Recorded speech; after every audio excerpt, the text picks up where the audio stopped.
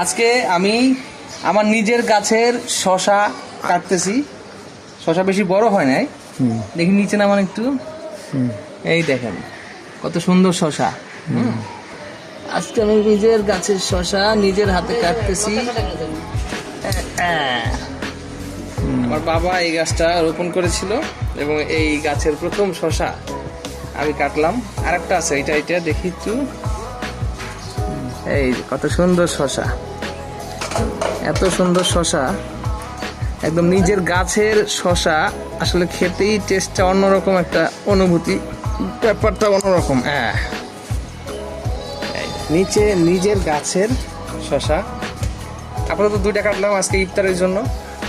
বাকিগুলো অবশ্য বড় হয় না বেশি, দেখি একটু। এই যে যেমন এই যে দেখেন বেশি বড় হয় না শশা।